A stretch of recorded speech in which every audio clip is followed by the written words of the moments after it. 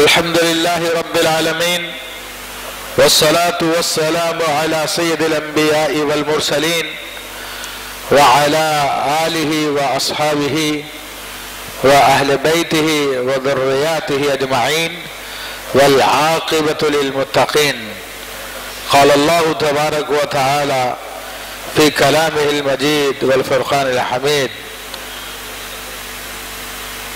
هل يستوي الذين يعلمون والذين لا يعلمون. صدق الله العظيم وصدق رسوله النبي الكريم. مولاي صل وسلم دائما ابدا على حبيبك خير الخلق كلهم. تمام حضرات ایک مرتبہ محبت سے درود پاک پڑھیے.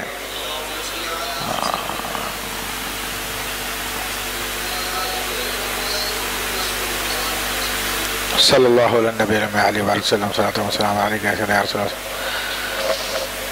معزز حاضرین کرام، گزشتہ ہفتے میں نے آپ کے سامنے ذکر کیا تھا کہ میں انشاءاللہ ماہ صفر المظفر میں سیدنا امام اہل سنت عظیم البرکت عظیم المرتبت الشاہ امام احمد رضا خان اعلیٰ حضرت فاضل بریلوی رحمۃ اللہ علیہ کے حوالے سے کچھ باتیں ذکر کروں گا. تو انشاءاللہ تبارک و تعالیٰ آج بھی ہم گفتگو کریں گے اسی موضوع پر. پچھلی مرتبہ میں نے آپ کے سامنے ان کے بچپن کے کچھ واقعات ذکر کیے تھے. آج انشاءاللہ تبارک و تعالیٰ ان کے علمی حوالے سے کچھ کام کو ذکر کروں گا اور انشاءاللہ آخر میں چند ایک اہم باتوں کی طرف بھی توجہ دلاؤں گا. دیکھیے، میں نے پہلے ذکر کیا کہ امام اہل سنت فاضل بریلوی رحمۃ اللہ تعالی علیہ ان عظیم شخصیات میں سے ہیں جو جنہیں مادرزاد اولیاء کہا جاتا ہے، کہ جو پیدائشی ولایت لے کر آتے ہیں تو جو پھر پیدائشی ولی اللہ ہوتے ہیں تو ان کے کام بھی پھر ایسے ہی ہوتے ہیں. امام اہل سنت فاضل بریلوی رحمۃ اللہ تعالی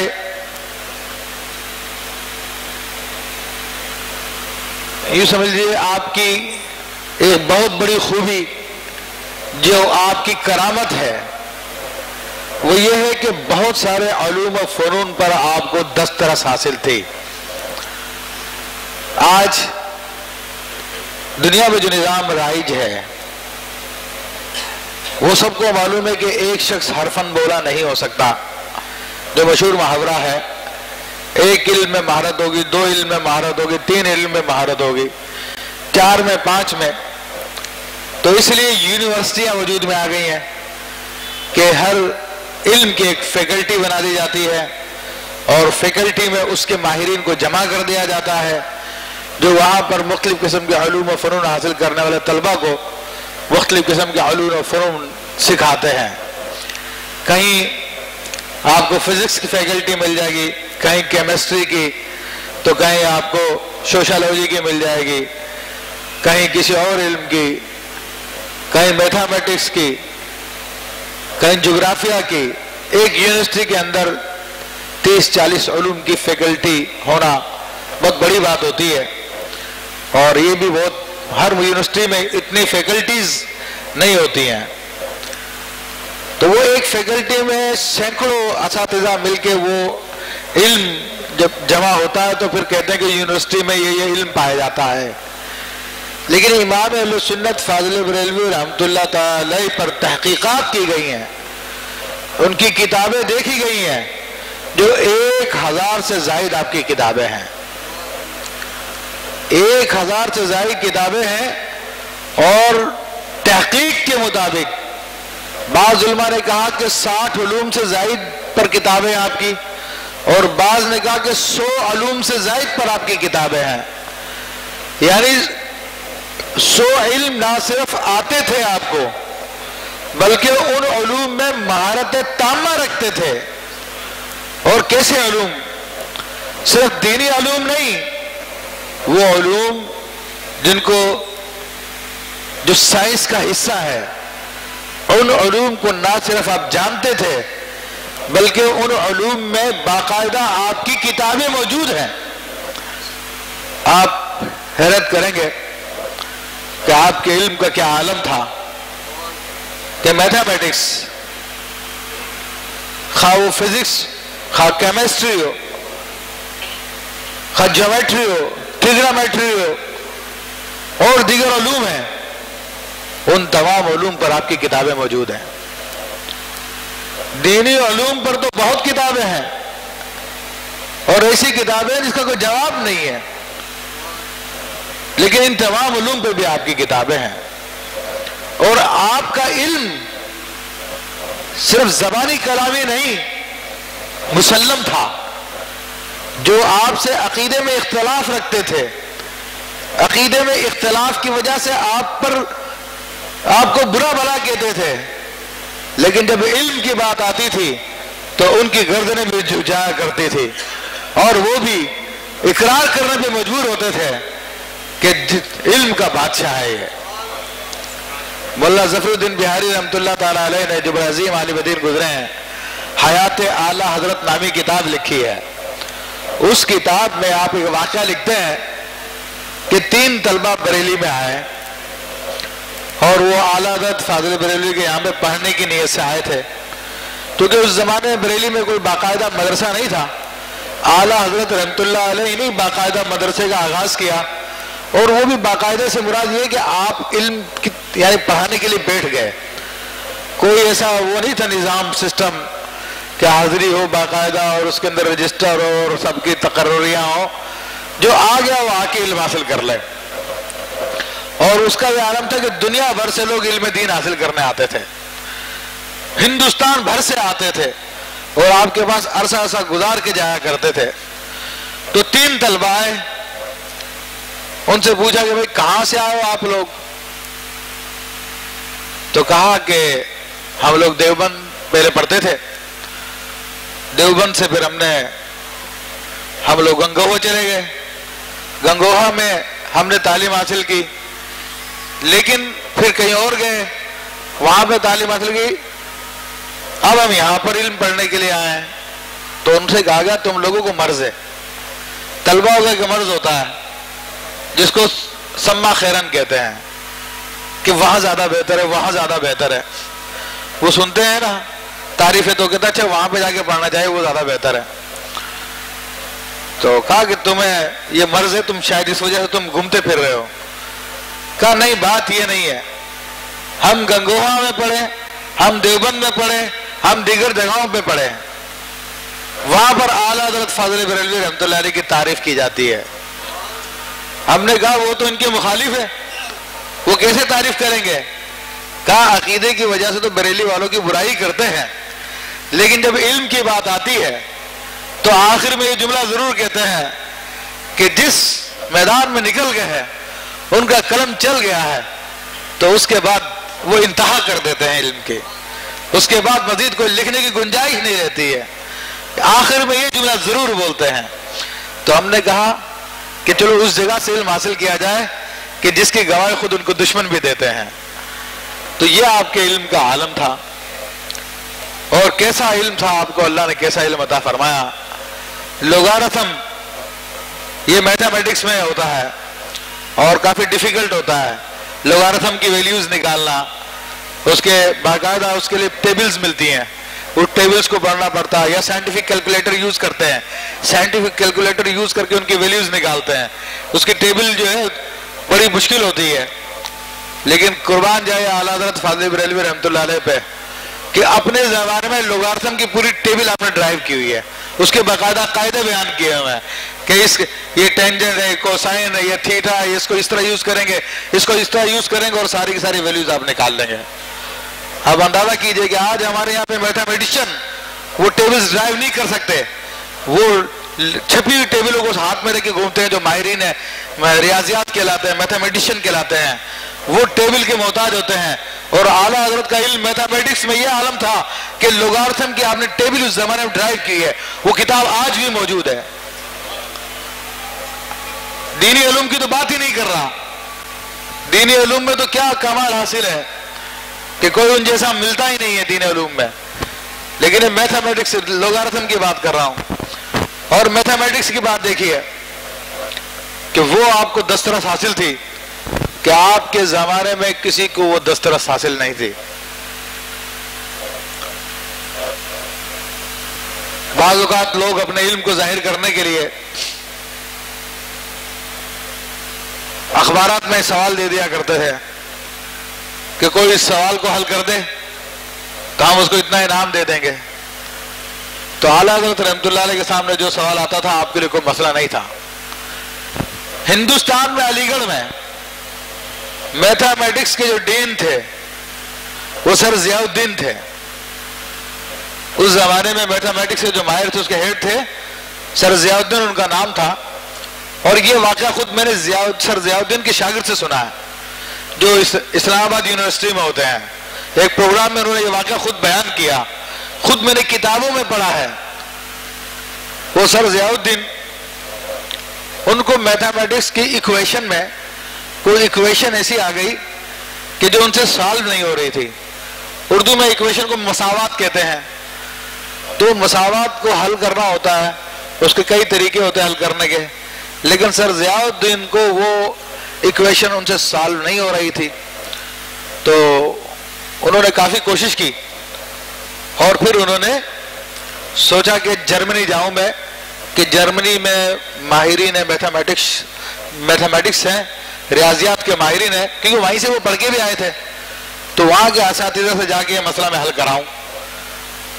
تو علی گڑھ میں اعلیٰ حضرت فاضل بریلوی رحمۃ اللہ علیہ کے خلیفہ تھے سلیمان اشرف بہاری رحمۃ اللہ علیہ, جو اسلامیات پڑھاتے تھے. ان کو علم میں آیا کہ ضیاء الدین صاحب اپنے ایک میتھمیٹکس کے مسئلے کو حل کروانے کے لیے جرمنی جا رہے ہیں. تو وہ ان سے جا کے ملے اور ان سے کہا کہ جناب آپ جرمنی جا رہے ہیں تو ہندوستان میں آپ کا مسئلہ حل ہو جائے گا. تو کون حل کرے گا؟ کہا وہ بریلی کے تاجدار امام اہل سنت الشاہ امام احمد رضا خان رحمۃ اللہ علیہ آپ کا مسئلہ حل کریں گے. ارے کہا وہ مولانا اس کو کیا پتا, یہ وہ علم ہے جس کے لیے میں نے زندگی گزار دی, مجھے نہیں آ رہا. ہندوستان میں کوئی بندہ نہیں مل رہا ریاضی دانوں میں سے جو اس مسئلے کو حل کر سکے. وہ کٹیا میں بیٹھنے والے مولانا کیا میرا مسئلہ حل کر دیں گے؟ انہوں نے انکار کر دیا کہ ٹائم ضائع مت کرواؤ میرا. ٹائم ضائع ہوگا, بریلی جانا وہاں علی گڑھ سے کافی ٹائم لگ جاتا آنے جانے میں. لیکن سلیمان اشرف بہاری نے ان کو اصرار کیا بار بار کہ ایک مرتبہ ٹرائی کر کے دیکھ لو. بار بار اصرار کرنے کی وجہ سے انہوں نے اپنا سفر تھوڑا ڈیلے کر دیا جرمنی کا. کہا چلو ٹرائی کرنے میں کیا حرج ہے جب بار بار کہہ رہے ہیں. تو اعلیٰ حضرت فاضل بریلوی رحمۃ اللہ علیہ کی خدمت میں یہ وہی اپنے علی گڑھی لباس میں پینٹ شرٹ پتلون پہن کے آئے ہیں. اعلیٰ حضرت فاضل بریلوی رحمۃ اللہ تعالیٰ اپنے گھر پہ تشریف فرمایا. تو اعلیٰ حضرت رحمۃ اللہ علیہ سے عرض کی کہ حضور یہ فلاں آدمی ہے اور یہ میتھمیٹکس کی ایکویشن ہے, اس کو سالو کرنا چاہتے ہیں اور اس کے لیے جرمنی جا رہے ہیں. تو اعلیٰ حضرت رحمۃ اللہ نے ایکویشن دیکھی. ایکویشن دیکھنے کے بعد آپ نے اس کو قلم منگایا, قلم لے کر اسی وقت اس ایکویشن کا جواب لکھ دیا اور ضیاء الدین کو دے دیا کہ یہ لیجیے ایکویشن آپ کی. کہ اللہ حضرت تو آپ نے یہ کر لی حل, کیونکہ اس کی ری چیکنگ بھی ہوتی ہے, ایکویشن کی پڑتال بھی ہوتی ہے. آپ نے حل کر لی. کہا میں اس کے علاوہ اور طریقوں سے بھی اس کو سالو کر سکتا ہوں. کہا اور طریقوں سے بھی میں اس ایکویشن کو سالو کر سکتا ہوں. تو بڑا حیران ہوا. تو کہنے لگا کہ حضور آپ نے علم کہاں سے سیکھے؟ کہا ہم نے, کہا میں نے تو 4 قاعدے سیکھے ہیں, ضرب جمع تفریق تقسیم. اس سے زیادہ میں نے سیکھنے کی کوشش کی تھی تو میرے والد ماجد نے منع کر دیا. کہا بیٹا اس میں ٹائم ضائع مت کرو, یہ بارگاہ رسالت سے علوم تمہیں تفویض کر دیے جائیں گے. کہا میں نے چھوڑ دیے اور بارگاہ رسالت صلی اللہ علیہ وسلم سے مجھے علم ملے ہیں. اللہ اکبر, یا رسول اللہ, جاری رہے گا. اب یہ اندازہ کر لیجئے کہ جو دینیات کے عالم ہیں, لوگوں نے یہ سمجھ رکھا ہے کہ جو دین جانتا ہے وہ دنیا سے بے خبر ہے. حالانکہ جو دین جانتا ہے اور سچا اپنے معاملے میں, وہ دنیا اس سے بے خبر ہے, وہ دنیا سے بے خبر نہیں ہے.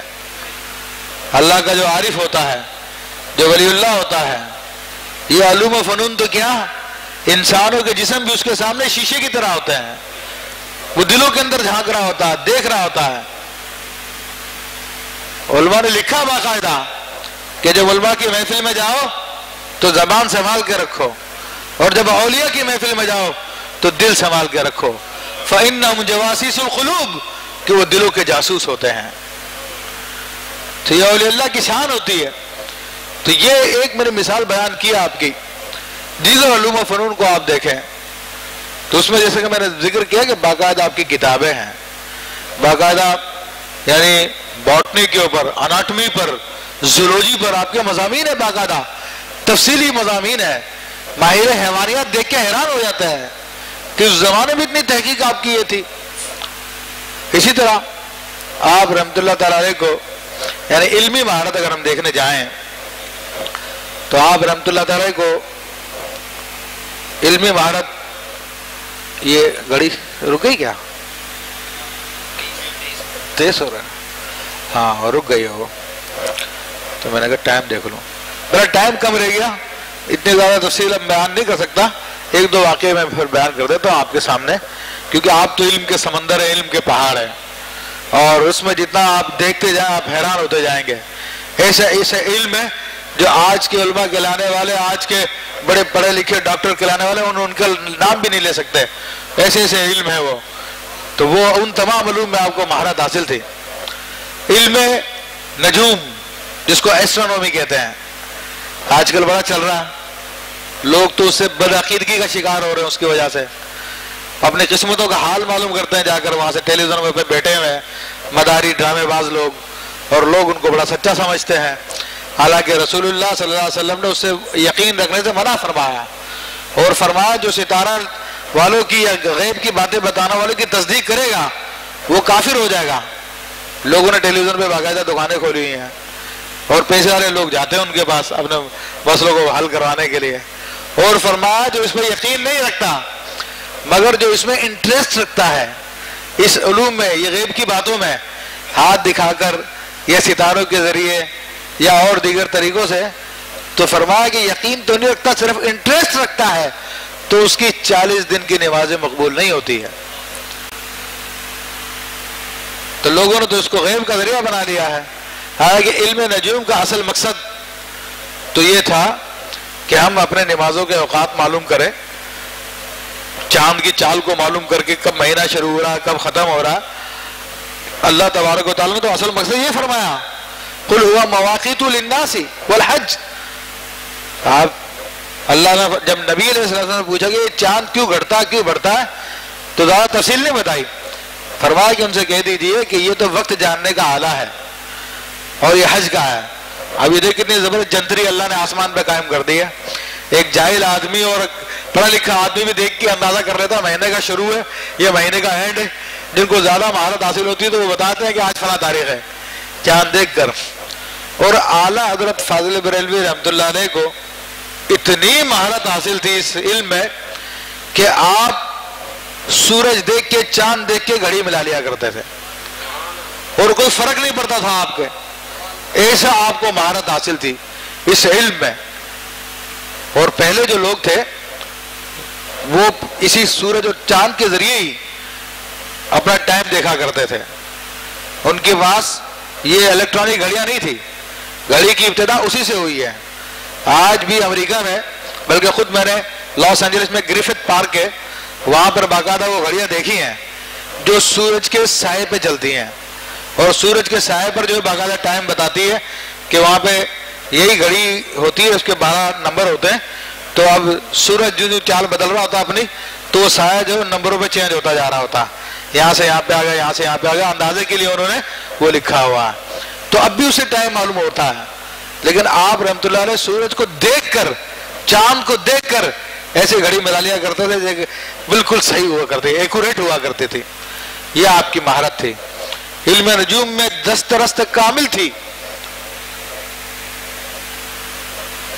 لیکن چونکہ یہ لوگ اس میں عقیدہ رکھتے ہیں تو اس سے عقیدہ خراب ہو جاتا ہے، تو آپ اس سے منع فرمایا کرتے تھے۔ تو آپ کے زمانے میں بشیر نامی ایک نجومی تھا جس کو ایسٹرالوجسٹ کہتے ہیں ہمارے یہاں پہ، آج کل جو لفظ چلا ہوا ہے، تو ایسٹرالوجسٹ تھا بشیر۔ وہ آپ سے ملنے کے لیے آیا تو آپ نے ارادہ کیا کہ اس کا عقیدہ تھوڑا درست کر دیا جائے، تو آپ نے اس سے ارشاد فرمایا کہ جناب اس مہینے کوئی بارش وارش ہوگی یا نہیں ہوگی، تو یہ تو اب ستاروں کے ذریعے غیب کی چال بتاتے ہیں، جبکہ ہمارا عقیدہ ہے کہ ستارے کوئی مؤثر نہیں ہے، مؤثر حقیقی اللہ تبارک و تعالیٰ ہے۔ ستاروں سے اندازہ تو کیا جا سکتا ہے، لیکن اللہ تعالیٰ جب چاہے ستاروں کی چال بدل دے، ادھر کا ستارہ ادھر، ادھر کا کر دے، ادھر کر دے، تو اس کو اپنے یقین نہیں رکھنا چاہیے اس میں۔ لیکن جو کہ عوام ہیں ان کو ایک بات کوئی درست ثابت ہو جائے تو پھر وہ عقیدہ بنا لیتے ہیں مستقل، تو اس لیے عوام کو روکا گیا ان باتوں سے۔ تو بہرحال اس نے حساب کتاب کیا ستاروں کا، تو کہا کہ اس مہینے میں پانی نہیں ہے، مراد یہ تھی کہ اس مہینے میں برسات نہیں ہے۔ آپ نے فرمایا کہ اللہ چاہے تو ہو سکتی ہے، کہا نہیں ستاروں کی چال بتا رہی ہے، اس مہینے میں برسات ہوگی نہیں۔ اس کو بڑا یقین اپنے فن پر کہ ستاروں کی چال بتا رہی ہے۔ اور آج کل ہمارے حکمران بھی اسی چکروں میں رہتے ہیں کہ جناب کس طرح سے میری قسمت بن جائے، جو قسمت بنانے والا اس کو بھول کے بیٹھے ہوئے ہیں، اس کی نافرمانیاں کر رہے ہیں، یہ نجومیوں کے عاملوں کے چکر کے اندر باقاعدہ ان کے قدموں میں لڑتے رہتے ہیں، رب کو بھول کے بیٹھے ہوئے ہیں، تو اس لیے دنیا میں بھی ذلیل ہیں، آخرت میں بھی ذلت اٹھانی پڑے گی۔ تو بہرحال اعلیٰ حضرت فاضل بریلوی رحمۃ اللہ علیہ نے کہا کہ اللہ چاہے تو ہو سکتی ہے بارش، اس نے کہا حضرت ستاروں کی چال نہیں ہے۔ آپ نے اس کو سمجھانے کے لیے کہا کہ دیکھو یہ گھڑی لگی ہوئی ہے سامنے، وہ گھڑیال لگی ہوئی تھی گھنٹے والی جو ٹن ٹن ٹن کر کے بجتی تھی۔ آپ نے فرمایا کتنے بج رہے ہیں؟ شاید 11 بج رہے تھے۔ تو اس نے کہا حضرت 11 بج رہے ہیں۔ کہا اچھا 11 بج رہے ہیں۔ اعلیٰ حضرت رحمۃ اللہ کھڑے ہو کر آپ نے سوئی گھما دی، 12 بج گئے، اور ٹن ٹن ٹن کر کے گھڑی بولنے لگی۔ کہا دیکھا کہ ابھی 11 بج رہے تھے، میں نے ابھی 12 بج گئے۔ کہا حضرت وہ تو آپ نے سوئی گھما دی ہے۔ کہا ستاروں کی چال بھی اللہ کے ہاتھ میں ہے، جب چاہے جس ستاروں کو ادھر پھیر دے، اللہ چاہے تو آج بارش ہو اور اسی وقت بارش ہونے لگے گی۔ آپ اندازہ کیجیے کہ کس طرح اس کا عقیدہ بھی درست کیا اور کس طرح اس کو بتا دیا کہ سارا کام اللہ تبارک و تعالیٰ کے ہاتھ میں ہے، یہ ستارہ نوازوں کے ہاتھ میں نہیں ہے، یہ ایسٹرونومسٹ کے ہاتھ میں نہیں ہے۔ لوگوں نے تو باقاعدہ اپنا عقیدہ بنا لیا، گھر کے اندر اخبار خریدتی اس لیے ہے کہ جناب دیکھ لیں کہ یہ ہفتہ کیسا رہے گا، اور لوگوں نے باقاعدہ پورا کاروبار بنایا ہوا، اس میں ہر دن کا بتاتے ہیں۔ جو وہمی لوگ ہوتے ہیں، جو یقین رکھتے ہیں، تو وہ کفر میں پڑ چکے ہیں۔ کفر میں پڑنے کا مطلب یہ ہے کہ وہ کافر ہو چکے ہیں، ان کی بیویاں ان کی نکاح سے نکل چکی ہیں، ان پہ تجدید ایمان فرض ہے، اپنی بیویوں سے نکاح دوبارہ کرنا فرض ہے، جو اس پہ یقین رکھتے ہیں۔ کہ بخاری شریف کی حدیث ہے کہ جس نے کہا کہ کل بارش فلاں ستارے کی وجہ سے ہوئی تھی، فقط کفر بما انزل علی محمد صلی اللہ علیہ وسلم، تحقیق اس نے کفر کیا اس بات کا جو محمد صلی اللہ علیہ وسلم پہ نازل ہوئی ہے۔ اور حدیث میں جو کسی غیب بتانے والے کے پاس، جو غیب بتاتا ہے، اب چاہے ستاروں کے ذریعے بتائے چاہے کسی اور علم کے ذریعے بتائے، تو پھر اس کی تصدیق کرے، صدقہ، تو اس نے بھی اس بات کا انکار کیا جو محمد صلی اللہ علیہ وسلم پہ نازل ہوئی، یعنی ایمان کا انکار کیا اس نے۔ اور بعض روایت میں آیا کہ اس کی 40 دن کی نمازیں قبول نہیں ہوتی ہے، تو علماء نے فرمایا جو یقین رکھتا ہے تو وہ کافر ہو جائے گا، اور جو یقین نہیں رکھتا مگر انٹرسٹ رکھتا ہے ان باتوں کے اندر، تو اس کی 40 دن کی نمازیں مردود ہو جائیں گی۔ تو اب یہ اندازہ کر لیجئے کہ لوگ تو اپنی جہالت میں کس طرح بیٹھے ہیں، اور یہ نوچنے کھسوٹنے والے، پیسہ کمانے والے انہی کمزوری کے ذریعے پیسہ کما رہے ہیں، اور لوگوں کی توہم پرستی کا یہ حال ہے کہ طوطے کے پاس جاتے ہیں قسمتیں نکلانے کے لیے کہ طوطا قسمت کا حال بتاتا ہے، اور جناب وہ بیٹھے علم الاعداد والے، ان سے آ کر جو ہے یہ میں کامیابی ہوگی یا نہیں ہوگی، یہ کام جو ہے اس میں کیا ہوگا آئندہ، یہ میرا شوہر مجھے چھوڑ دے گا یا رکھے گا اپنے ساتھ۔ یہ غیب کی باتیں پوچھنا ہے میرے بھائیوں، یہ غلط عقیدہ ہے۔ یہ استخارے والے آج بیٹھے ہوئے ہیں، انہوں نے اپنی دکانیں چمکائی ہے لوگوں کی جہالتوں کی وجہ سے، دین سے دوری کی وجہ سے، دیواروں پہ نمبر لکھے ہوئے ہیں، ہاں جی فون کیجیے ہم آپ کو فری میں بتا دیں گے، پھر کلائنٹ بناتے ہیں وہ، اور پھر اس طرح سے کاروبار چلتا ہے۔ حالانکہ استخارہ تو صرف اس بات کا نام ہے کہ آپ کوئی کام کرنا چاہتے ہیں، آپ کے حق میں بہتر رہے گا یا نہیں بہتر رہے گا، صرف اتنا مشورہ ہوتا ہے، وہ بھی اللہ تعالیٰ سے، اور کرنا بھی خود کو چاہیے۔ چلو دوسرے سے بھی کروا لیا تو صرف اتنی بات ہو سکتی ہے یہ نہیں کہ آئندہ کیا ہوگا، کامیابی ہوگی یا نہیں ہوگی، یہ غیب دانی میں آ گیا ہے، یہ ناجائز ہے۔ ماضی کا معاملہ ایک الگ بات ہے، وہ غیب دانی میں نہیں ہے۔ بہرحال تو یہ آپ کی علم نجوم کے اندر مہارت تھی آپ کی، کہ کس قدر آپ کو اللہ تعالیٰ نے مہارت عطا فرمائی۔ اسی طرح علوم سائنس کیا کو لے لیجیے کہ آپ کے زمانے میں ایک پادری نے قرآن پہ اعتراض کیا کہ جناب قرآن کہتا ہے کہ ماں کے پیٹ میں کیا ہے تو وہ اللہ ہی جانتا ہے، کوئی نہیں بتا سکتا۔ تو اب ہمارے سائنسدانوں نے، عیسائی سائنسدانوں نے تو ایک آلہ ایجاد کر لیا ہے جس سے پتہ چل جائے گا کہ وہ پیدا ہونے والا بچہ لڑکا ہے یا لڑکی ہے۔ یعنی اس زمانے میں الٹرا ساؤنڈ کی ابتدا ہوئی تھی، الٹرا ساؤنڈ کی ابتدا ہوئی تھی، تو اب وہ عیسائیوں کو موقع مل گیا قرآن پہ اعتراض کرنے کا۔ تو اعلیٰ حضرت رحمۃ اللہ تعالیٰ علیہ نے اس پر پوری ایک کتاب لکھی، اور پورا کا پورا یہ آپ کا بچے کی جو پیدائش ہوتی ہے اس کے مختلف مراحل، اس کی مختلف تفاصیل پوری کی پوری ڈیٹیل کے ساتھ آپ نے بیان کر دی، اور کہا کہ صرف لڑکا لڑکی ہونے کو کہتا ہے کہ ہمارے سائنسدان بتا دیں گے، تو قرآن کی یہ کب مراد ہے کہ صرف لڑکا لڑکی کا؟ قرآن کی مراد تو یہ کہ جو جو پروسیس اس کے اندر گزرتے ہیں، کیا کیا اس کے معاملات ہوتے ہیں، کیا کیا نہیں ہوتے ہیں، کئی صفحات پہ مشتمل رسالہ ہے، یہ تمام کا تمام معلوم ہے۔ جو اللہ نے اس آیت طیبہ میں فرمایا گیا کہ اللہ کے سوا کوئی نہیں جانتا، اور کہا زیادہ تکبر کرتے ہو، تمہارے سائنسدان کیا بتائیں گے؟ یہ لیجیے مہذب آئینہ لے لیجیے، موقر آئینہ لے لیجیے، اس کو اتنے فاصلے پہ رکھیے، اتنے فاصلے پہ رکھیے، اس کے بعد جو ہے پیٹ کے اندر کیا، جسم کے اندر کیا ہو رہا، سب کچھ معلوم ہو جائے گا۔ تو الٹرا ساؤنڈ کا پورا فارمولا اس زمانے میں آپ نے بیان کر دیا۔ یہ علم کے عالم تھا آپ کا، یہ مہارت تھی آپ کو۔ اب یہ فزکس سے ساری کی ساری، اسٹرا کیمسٹری کے بارے میں آپ کی معلومات، بہرحال بہت علم والے تھے۔ اللہ تبارک و تعالیٰ ہمیں ان کے علم و فضل سے فائدہ اٹھانے کی توفیق عطا فرمائے۔ تو یہ تو دنیاوی علم کی مہارت ہے جن کی طرف آپ کی توجہ ہی نہیں تھی، اور دینی علوم کا کیا حال ہوگا اس سے اندازہ کر لیجئے۔ تو انشاءاللہ آئندہ ہفتے پھر مزید گفتگو کریں گے ہم۔ ایک اہم بات کی طرف توجہ دلانا چاہوں گا کہ آپ تمام حضرات کے علم میں بھی آگے ہوگی، سوشل میڈیا پہ بھی یہ بات آئی ہے، اخبارات میں بھی آئی ہے کہ گزشتہ دنوں وہ مشہور گویا جنید جمشید، جو اس نے دینی گیٹ اپ اپنا لیا پھر، تو اس نے ام المومنین سیدہ طیبہ طاہرہ عائشہ الصدیقہ رضی اللہ تعالیٰ عنہ کی شان میں گستاخی کی تھی، اور معاذ اللہ اس کا وہ گندا کلپ وہ باقاعدہ سوشل میڈیا پہ موجود ہے، جو اس نے ام المومنین کی شان میں گستاخی کی، اور باقاعدہ ام المومنین کی نقلیں بنائیں، اور پھر معاذ اللہ آخر میں جملہ بھی کہا کہ پتہ چلا کہ نبی کی صحبت میں رہ کے عورت بدل نہیں سکتی، اور ام المومنین کی طرف اس نے اشارہ کیا، اور باقاعدہ اس نے ڈرامہ بازیاں کر کے دکھائی۔ تو جو ایک گراؤنڈ اس کا فیل تھا، ہے تو ویسے ہی بدعقیدہ وہ، لیکن بدعقیدگی چھپا کر لوگ سامنے آتے ہیں، کیونکہ عوام اہل سنت ہے، ان کے سامنے اگر لوگ اپنے آپ کو ظاہر کر دیں کہ ہمارا فلاں فرقے سے تعلق ہے، فلاں فرقے سے تعلق ہے، تو لوگ اس کو ریجیکٹ کر دیتے ہیں۔ تو اب عوام کو بدھو بنانے کے لیے وہ سارے کے سارے کام ان لوگوں نے شروع کر دیے جو اہل سنت کے کام ہیں۔ نعتیں بھی پڑھ لیتے ہیں عوام کو بیوقوف بنانے کے لیے تاکہ عوام ہم کو پہچان نہ پائے، اور پیری مریدی بھی ان لوگوں نے شروع کر دی ہے عوام کو بیوقوف بنانے کے لیے۔ کئی پیر بیٹھے ہوئے جو عقیدے کے وہابی ہیں، دیوبندی ہیں، اور دیگر بد عقیدہ رکھتے ہیں، لیکن ظاہری طور پہ سارے سنیوں والے کام کر رہے ہیں تاکہ عوام کو دھوکہ دے سکیں ہم، اور دھوکہ دے کے پھر ان کو بد عقیدہ بنا دیں۔ تو یہی کہانی اس شخص کی بھی تھی، تو اس نے ایسا کیا مگر اللہ نے اس کی اس بدعقیدگی کو ظاہر کر دیا۔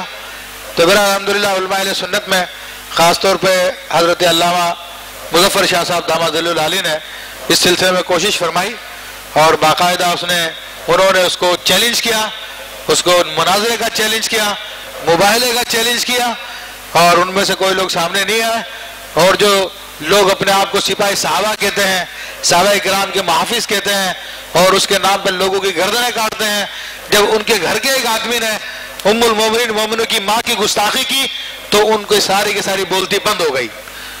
جو لوگوں کو گردنیں کاٹ رہے ہیں شیعوں کی یہ کہہ کر کہ یہ صحابہ کے گستاخ ہے، لیکن جب ان کے اپنے بندے نے گستاخی کی تو ایک بیان تک نہیں دیا کہ اس نے غلط کیا، یہ کیا، وہ کیا۔ یہ کون سا دین ہے؟ یہ کیا دین ہے؟ یہ سارا کا سارا ڈھکوسلہ ہے، لوگوں کو بیوقوف بنانے کے لیے، پاکستان میں انتشار پیدا کرنے کے لیے، تفریق پیدا کرنے کے لیے۔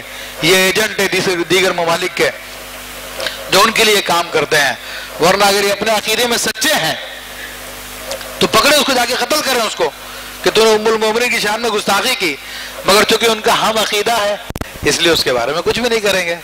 تو یہ ان کی منافقت ظاہر ہو جاتی ہے۔ صحابہ کرام کی شان بلند کرنے کے لیے جلوس نکالیں گے، لیکن جو صحابہ کرام کی بھی سردار ہیں، جو انبیاء کی بھی سردار ہیں، سید المعصومین ہیں، ان کے لیے جلوس میں آنا، ان کا میلاد منانا ان کے لیے نزدیک شرک ہو جائے گا۔ تو بہرحال اللہ تبارک تعالیٰ ہمیں لوگوں سے بچائے، اللہ کے فضل و کرم سے علماء اہل سنت کی کوشش سے اس گستاخ کے خلاف باقاعدہ FIR 2 قسم کی گٹی ہیں، تو اللہ تبارک تعالیٰ اس کو اس کے کیفر کردار تک پہنچائے اور امت مسلمہ کو ایسے ڈرامے باز لوگوں سے بچائے۔ ان کی چکنی چیڑی باتوں میں لوگ آ جاتے ہیں، لیکن کہیں کہیں ان کی وہ باتیں ظاہر ہو جاتی ہے کہ ہم لوگ بد عقیدہ ہیں، تو وہ ظاہر ہو گیا اس کا۔ تو یہ خاص بات تھی، تو ہم تو سارے کے سارے اس کو کنڈیم کرتے ہیں، اور جتنے بھی یعنی حکومت پاکستان سے مطالبہ بھی کرتے ہیں کہ جو کوئی بھی اہل بیت کرام، صحابہ کرام، انبیاء کرام کی گستاخی کرے، اولیاء کی گستاخی کرے، ان سب کو قرار واقعی سزا دی جائے۔ پھر دوسری اہم بات یہ کہ سفر المظفر کا مہینہ ہے، تو تقریر شروع کرنے لگا تو میں ایک ہمارے محترم بزرگ نے اس بات کی طرف توجہ دلائی کہ لوگ آج جو ہے 13 تاریخ ہے، اس کو 13 تیزی کہتے ہیں، 13 تیزی، بعض 13 تیجی کہتے ہیں۔ ویسے تو کل میں نے پروگرام آپ کے مسائل کی ٹی وی پہ کرتا ہوں ہر جمعرات کو 8 سے 9 بجے، تو اس میں پوری تفصیل کے ساتھ اس پروگرام میں نے بات کی تھی، لیکن تھوڑی سی بھی آپ پھر واپس دہراتا ہوں کہ ہمارے نبی کریم رؤوف الرحیم صلی اللہ علیہ وسلم نے سفر کے بارے میں بالکل وضاحت کر دی ہے کہ فرمایا کہ لا سفرہ، یعنی سفر میں کوئی نحوست نہیں ہے۔ لوگوں نے جو عقیدہ بنایا ہوا ہے کہ جناب سفر میں بہت بلائیں آتی ہے، سفر میں بڑی نحوست ہے، اور شروع کے دن 13 تیزی کے دن کہلاتے ہیں، بڑی آفت کے دن کہلاتے ہیں، اور 13 تاریخ کو جناب فاتحہ کرنی چاہیے، یہ کرنا چاہیے، وہ کرنا چاہیے، یہ سب کے سب ڈھکوسلے ہیں جو شاید ہندوستان کے لوگوں کے ساتھ رہنے کی وجہ سے ہم لوگوں میں پیدا ہو گئے ہیں، ورنہ صحیح حدیث میں ان کا کوئی ذکر نہیں ہے، کچھ نہیں ہے ایسا معاملہ۔ بعض لوگ سورہ مزمل کی گولیاں بناتے ہیں، جا کے سمندر میں ڈالتے ہیں، تو یہ اپنی طرف سے گھڑی ہوئی باتیں ہیں، کوئی نہ قرآن میں ایسی بات ہے نہ حدیث میں ایسی بات ہے، تو بعض کتابوں میں ہے لیکن وہ غیر معتبر باتیں ہیں جن کی کوئی سند نہیں ہے۔ جو سند والی بات ہے وہ بخاری شریف کی حدیث ہے، جو میں نے بتایا کہ حضور نے فرمایا کہ اس میں سفر میں کوئی نحوست نہیں ہے۔ پھر بعض لوگ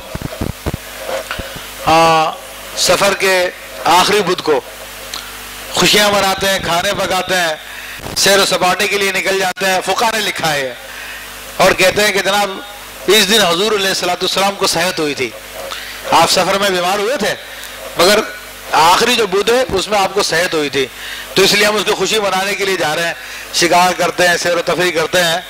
تو فرمایا کہ یہ جھوٹ غلط ہے، بلکہ آخری بدھ کو آپ کے مرض میں اور شدت آ گئی تھی، آخری بدھ کو آپ کے مرض میں اور شدت آ گئی تھی۔